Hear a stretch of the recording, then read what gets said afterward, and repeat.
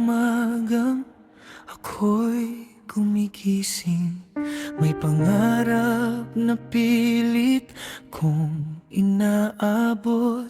Kahit malayo, kahit mahirap ang daan, para sa pamilya, titiisin ko ang lahat.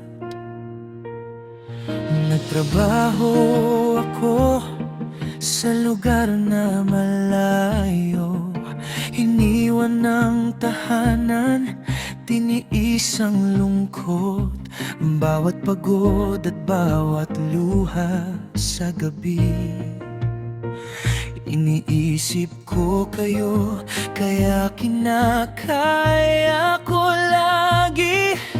Lahat ng sahod ko sa'yo ko ipinadala, dahil buong puso kitang pinagkakatiwalaan. Akala ko ang pag-ibig ay sapat na,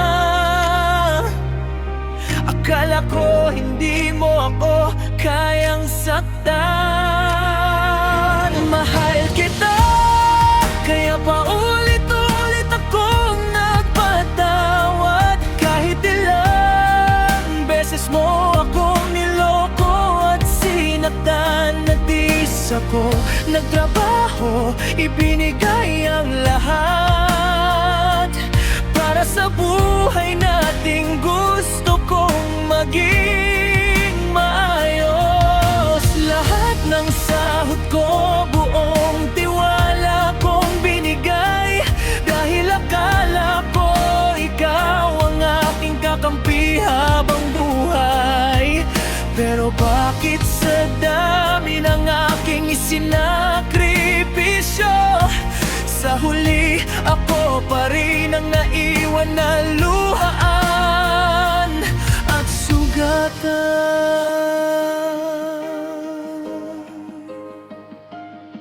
Ilang beses kong pinilit ayusin ang nasira, ilang beses kong sinabi, sige, patawad na.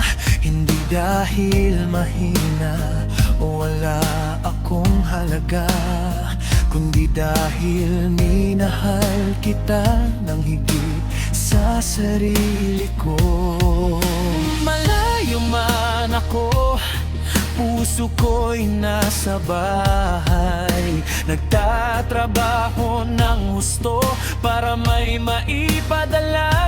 Hindi ko inisip kung gaano ako kapagod, basta alam kong kayo'y may kailangan sa buhay.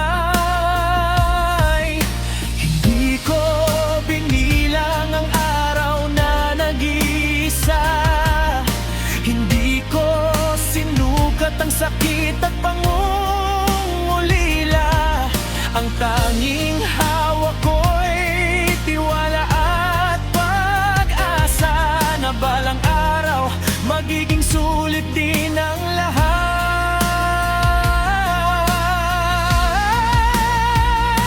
Mahal kita, kaya paulit-ulit akong nagpatawad. Kahit ilang beses mo akong niloko at sinaktan, nagtiis ako. Nagtrabaho, ibinigay ang lahat para sa buhay nating gusto kong maging maayos. Lahat ng sahod ko, buong tiwala kong binigay, dahil akala ko ikaw ang aking kakampi habang buhay. Pero bakit sa dami ng aking isinakripisyo, sa huli ako pa rin ang naiwan na luhaan at sugatan.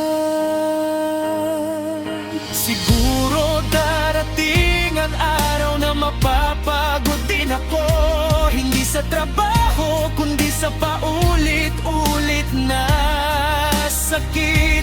Dahil ang taong laging umiintindi at nagpapatawad, may puso rin na mapupunit kapag sobra nang nasasaktan.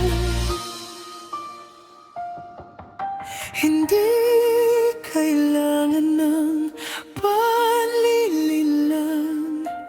para magmahal. Hindi kailangang may ibang tao para maging masaya. Kung ayaw mo na, sabihin mo lang sa akin. Mas masakit ang katotohanan kaysa habang buhay na lokohan. Mahal pa rin kita, pero mahal ko na rin ang sarili ko.